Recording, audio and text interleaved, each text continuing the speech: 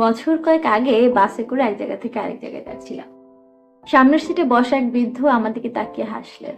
হাসিটা ছিল শান্ত, কিন্তু চোখে লুকিয়ে ছিল গভীর ক্লান্তি। কিছুক্ষণ পর তিনি নিজেই কথা শুরু করলেন। জীবনটা অদ্ভুত জানো।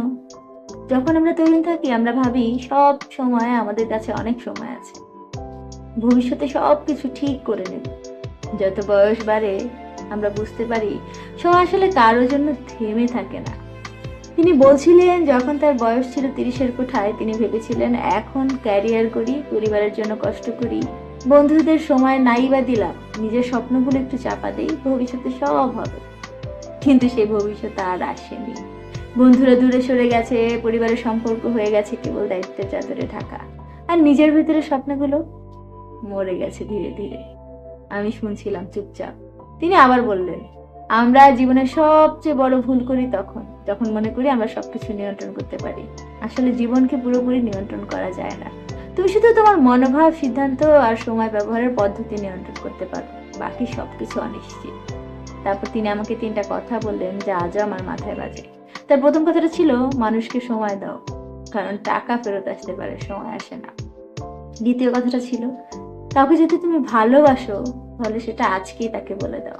সঠিক সময়ের জন্য অপেক্ষা করতে গিয়ে হয়তো সেই মানুষটাই আর থাকবে না। কি মাহাত্ম্য কথাটার মধ্যে, তাই না? লাস্ট কথাটা ছিল এরকম যে নিজের জন্য কিছু করো, কারণ তুমি না থাকলে তুমি যাদের জন্য কষ্ট করছো তাদের কাছেও তুমি আর থাকবে না। তিনি নামার আগে শুধু বলেছিলেন, যেদিন তুমি বুঝবে তুমি কাকে হারাতে ভয় পাও সেদিন তুমি বুঝতে পারবে আসলে কি তোমার জন্য গুরুত্বপূর্ণ।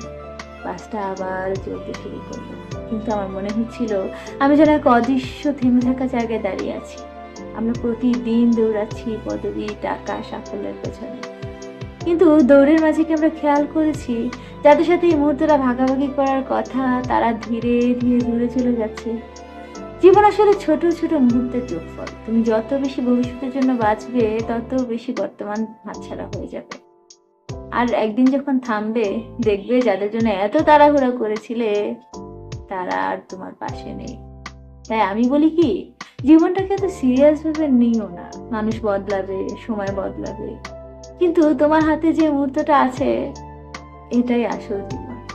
বাঁচতে হয় এখনই বাঁচো, বাঁচার মতো করে বাঁচো, বর্তমানটাকে কাজে লাগাও। ভবিষ্যৎ যখন আসবে তখন সেটা তোমার কাছে যখন বর্তমান হবে তখনই তুমি সেটাকে তোমার মতো করে সাজিয়ে নিও।